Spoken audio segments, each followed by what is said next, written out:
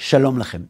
לפני מספר שנים הזמין אותי מנהל בית ספר לשיחה וביקש שאני אסייע לו להקנות ערכים לתלמידים שלו. כשהסכמתי, הוא הסביר שזה לא כל כך פשוט ושיש פרוצדורה ושאני צריך לקבל אישור. כששאלתי אם אישור מהמנהל לא מספיק, הוא הסביר לי שהוא לא בעל הבית, שיש ועדת אתיקה וועד הורים ומועצת תלמידים ושאם הם לא חותמים, אין עסקה. כדי שהעסקה תתבצע, הוא הסביר, אתה צריך להגיע לפה ולהרצות בפניהם. אם תעבור את המשוכה הזאת, אתה בפנים. בקיצור, הגעתי. במהלך ההרצאה קטע אותי אחד ההורים שכנראה לא הסכים להצטרף לקואליציה של המנהל. תגיד, הוא שואל אותי, למה אתה חושב שאנחנו נאשר לך להרצות בפני הילדים שלנו? מה הבעיה? שאלתי אותו. מה הבעיה? הוא אמר, אין שום בעיה. תגיד, אתה היית מסכים שאני אבוא להרצות בפני הילדים שלך?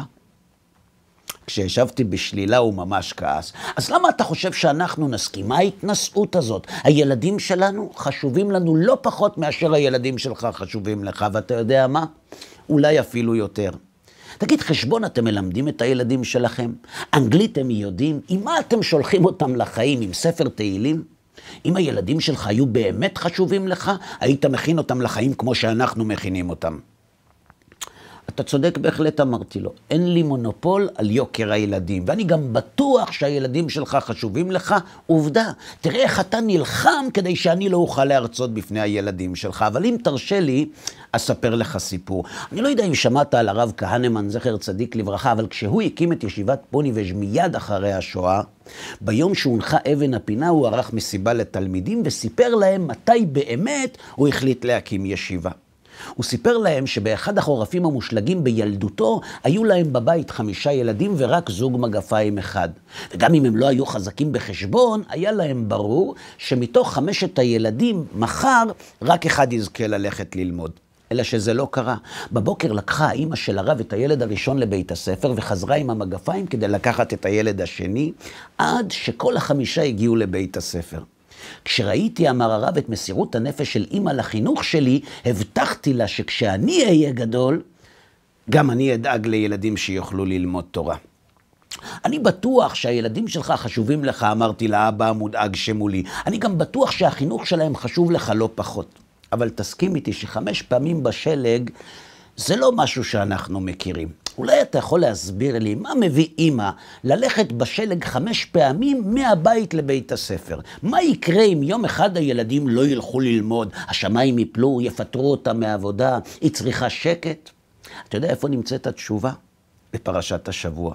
בפרשת תרומה הקדוש ברוך הוא מלמד את משה על המבנה של המשכן. הוא מלמד אותו שבמשכן יש חצר ובחצר יש מזבח, ושבתוך המשכן יש 2 חלקים, הקודש וקודש הקודשים.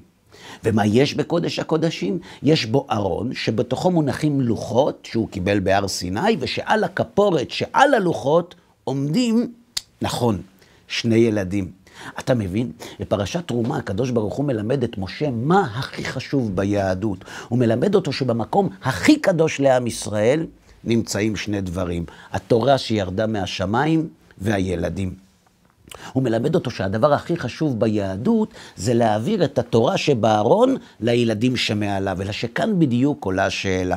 הרי המזבח גם הוא חשוב.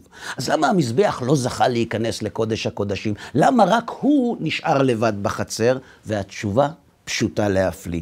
כדי ללמד שבשביל להצליח להעביר לילדים שעל הארון את התורה שבתוך הארון, צריך לעבור דרך המזבח. צריך לשאול את עצמנו מה אנחנו מוכנים להקריב מהנוחות שלנו בשביל שנצליח להעביר את התורה לילדים שלנו. לשאול את עצמנו כמה קילומטרים אנחנו מוכנים ללכת בשלג כדי לתת לילדים שלנו את הערכים שאנחנו מאמינים בהם. ועכשיו עם יד על הלב אמרתי לאבא, מי מוכן ללכת בשלג יותר? מי שבקודש הקודשים שלו יש לוחות שהוא כתב? או מי שקיבל לוחות מהקדוש ברוך הוא? מי מוכן להקריב יותר קורבנות על המזבח? מה זה קשור? הוא שאל אותי. מאוד קשור, אמרתי לו. אתה יודע למה הקרובים היו צריכים להיות מקשה אחת עם הכפורת שמכסה על הארון? כדי ללמד אותנו שבין התורה שבארון לילדים שמעליו, אסור שתהיה שום חציצה, שלא יעבור כלום ביניהם. לכן זה קשור. אתה שאלת אותי, למה שתסכים שאני אדבר מול הילדים שלך אם אני לא אתן לך לדבר בפני הילדים שלי? בגלל הקרובים. אם על הלוחות שבארון שלך מופיעים ערכים של חופש, של חירות, של שוויון או של הקשבה לאחר, אין סיבה שאתה לא תרשה לי לחצוץ בין הערכים שלך לילדים שלך. אבל אם הלוחות ניתנו בסיני, אסור שתהיה שום חציצה בין התורה לילדים. אתה שואל איך אפשר לדעת מאיפה באו הלוחות? פשוט מאוד. תבדוק עד כמה מי שמאמין בהם מוכן ללכת בשבילם בשלג. אגב חברים, אם תרצו לדעת מה קרה בסוף, הם לא אישרו לי להרצות בפני הילדים שלהם, למרות שהם ליברליים ופלורליסטים, לא ממש בגלל שהם אנטי-דתיים. מאוחר יותר התברר לי שאין להם שום דבר נגד הדת. עובדה, את מסיבת הבת מצווה באותה שנה הם חגגו בכנסייה. הם לא הסכימו שאני ארצה בפני הילדים שלהם, כיוון שגם להם יש עקרונות, שהם עומדים על העקרונות שלהם, גם אם העקרונות שלהם סותרים את העקרונות שלהם. אז מי אמר שרק הדתיים דתיים? שבת שלום.